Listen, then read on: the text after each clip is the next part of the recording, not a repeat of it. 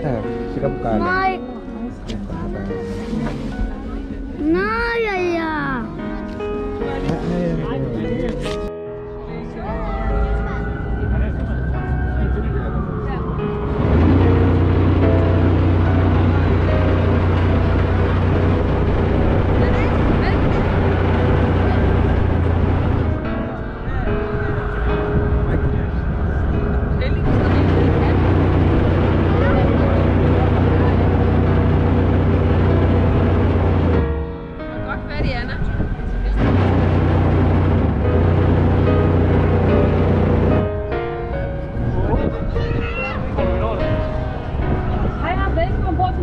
Mit navn er Mette, og kaptajn, jeg hedder Nicolas. For i hvert fald få en god tur rundt her i Københavns kanaler har vi fået sikkerhedsregler, hvor rygning ikke er tilladt, inkluderet e-cigaretter, og på grund af corona er det vigtigt, at det er siddende, ja. Nu må du sådan tage sig under en maske og bruger, hvor det er endnu mere vigtigt, at de bliver siddende og passer ikke så godt på jeres egen hoveder, jeres egen hænder og jeres børns fingre. Og det er venligst der med at løfte børn op i luften, så de kan nå broderne.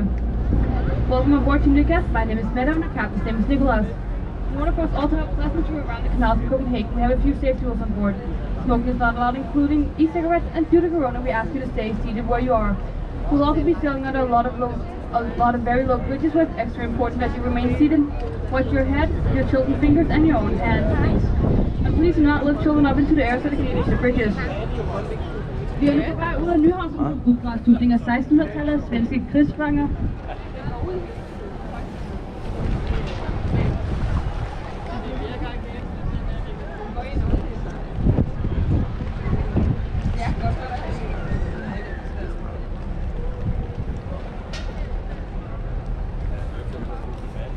Nyhavn blev udgravet i slutningen af 1600-tallet af svenske krigsfanger for at skabe forbindelse mellem Kongens Nytorv og havet.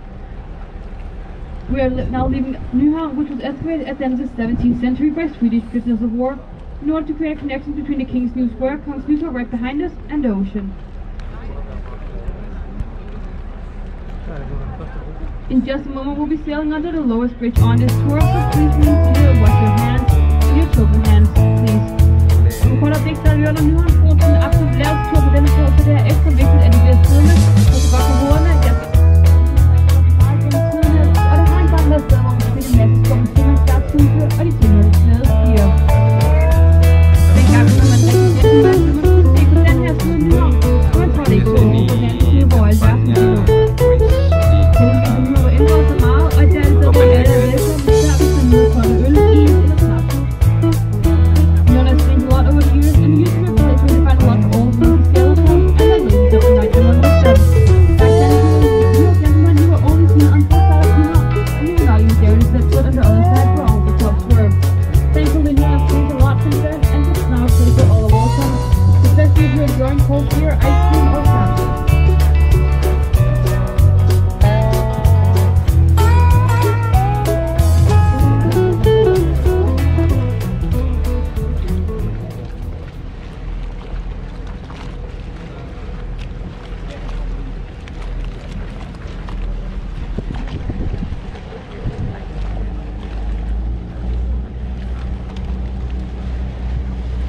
The large brown building on your left-hand side is a Royal Playhouse, which opened in 2008 with Shakespeare's Hamlet.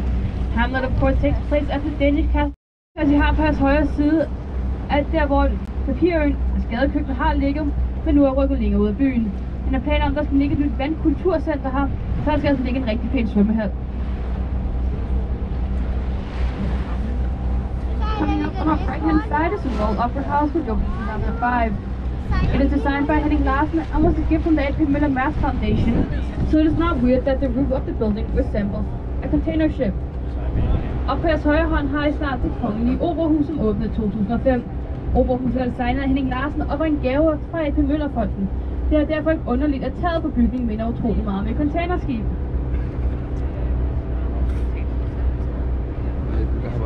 The other large construction site on your right-hand side is where they're planning on building a new car park in 2 stories. Den anden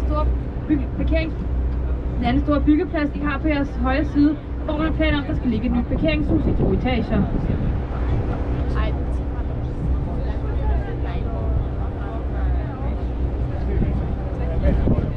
Inde i operahuset finder I 2 scener, og den største kan der sidde op til 700 mennesker. Operahuset strækker sig over 14 etager, og 5 af dem ligger rent faktisk under jorden. Inside the Opera House, you will find 2 auditoriums, and the largest one can sit up to 1,700 people. The Opera House stretches across 14 floors, and 5 of them are actually located below ground. The large gray building with the chimney on your right-hand side is Amager Bakke, or in English Amager Hill. This is one of the world's most modern incinerators, and every year it burns 560,000 tons of trash, which is equivalent to 64 tons an hour. Now, we do not produce this much trash in Denmark, so we import it from other European countries such as the UK and Germany. From the top of Amager Bakke, you will find the world's longest artificial ski slope going all the way to the bottom, and on the side of the building you have one of the highest climbing walls in the world. By accident, and missiles that landed in the summerhouse area is New Zealand. The four summerhouses were completely destroyed and more than 130 others suffered structural damage. Luckily, it was low season, the weather had been bad all week, so nobody was home and nobody got hurt. The large military ships here on your right-hand side are all museums that you can visit. De mange flotte militære som vi har på jeres højre side er museer, som man i dag kan besøge.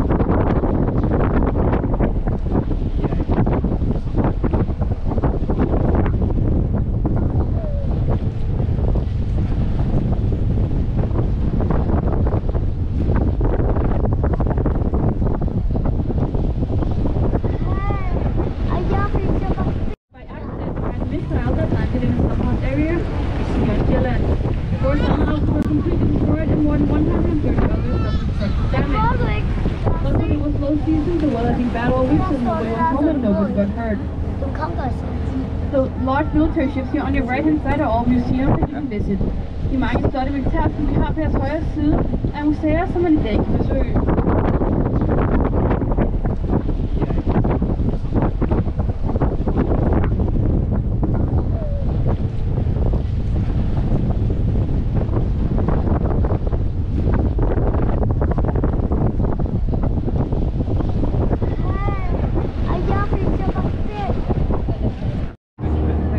Out here on our right hand side, we have a very popular area for houseboats. Her på vores højre side har vi et mere populært område for husbåde. The white statues coming up on your right hand side are from Copenhagen, was a cultural city in 1996, and they represent people in exile. De hvide statuer, I har på jeres højre side, er fra da København var kulturbyen i 1996, og de forestiller folk, der er i eksil.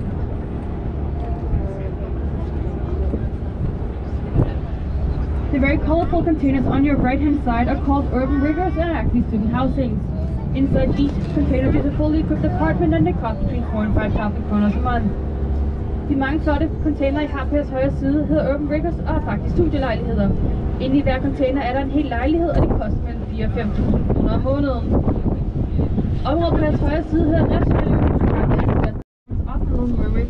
The so inspired by it, and immediately as close to by Edvard Eriksen. The old prima ballerina did not want to sit naked in front of him. The body is modeled after his wife and the head after the ballerina. The Little Mermaid has not had an easy life. Twice her head has been removed and we've only found one of them. She's also had her arm sawed off, she's been blown off a rock, and she's been painted and dressed up multiple times. Twice here in 2020 already, you might have all heard of the racist fish one. But we have always cleaned her up and restored her so she can sit up here. Den lille havfru har siddet her siden 1913 og en gave fra Carlsberg-bryggerierne.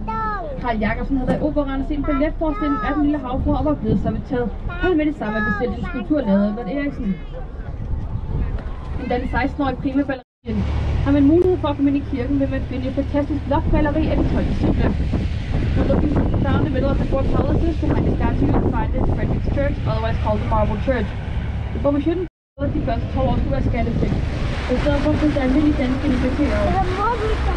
Jeg fortæller at det her nu, i stedet for ind i kanalen. På grund af at sige, kan lige hvile ørerne i kort og fik på min stemme. Og som vi vil se, så bor folk utroligt tæt på vandet hernede, og vi vil helst undgå at forsyre vand for meget. Jeg vil dog fortsat advare omkring brug og fortælle, når jeg skal holde jeres kamera klar til at tage billeder fra Frelsers Kirke. In just a moment, we will reach Christianshavn Canal. The canal is 402 years old and was built by the king in order to lure rich Dutchmen to come to Copenhagen and pay their taxes.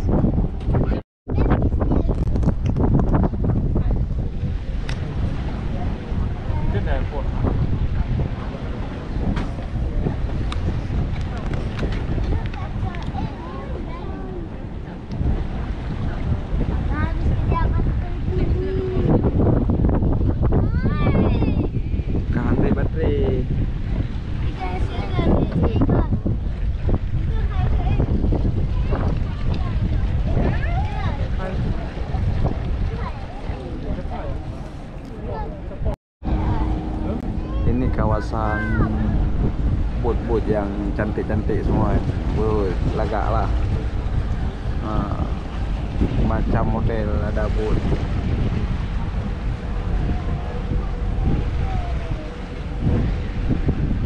Untuk nikmati.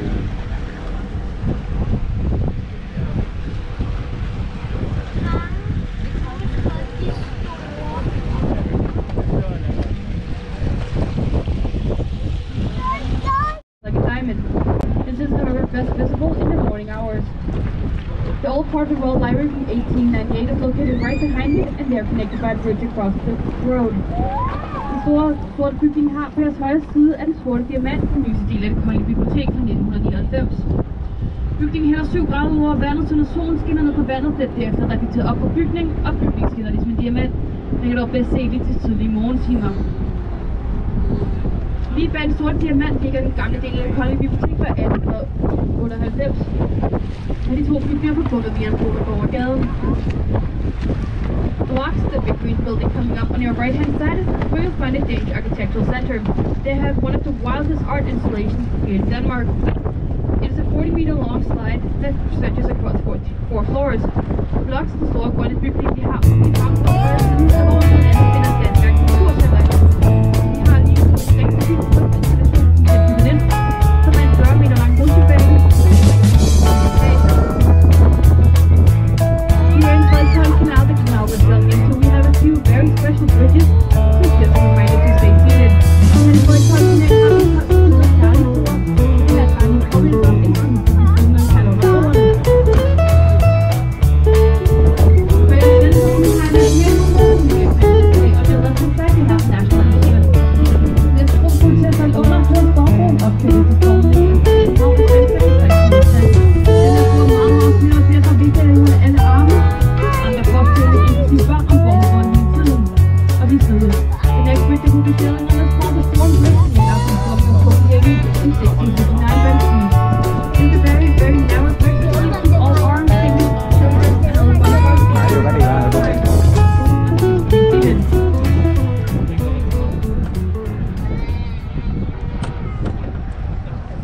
So remain seated and everything on board the boat at all times, please. Så vær venlig, så husk at blive siddende og hold alt ombord på båden hele tiden. We'll now find out why the boat is longer or wider than it is. Vi finder nu om kort øjeblik ud af, hvorfor båden hverken er bredere eller længere end den er.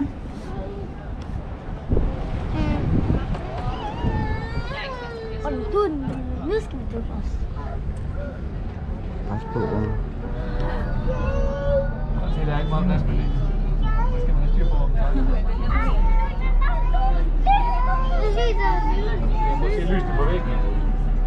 Ja, rundt derovre, der er rød der.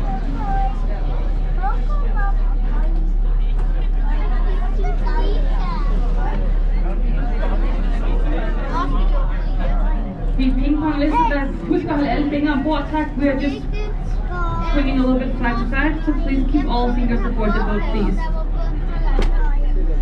Stille og roligt hen. Er vi her? Ôi, cua cần rợ thợ tệ nhé. Mungkin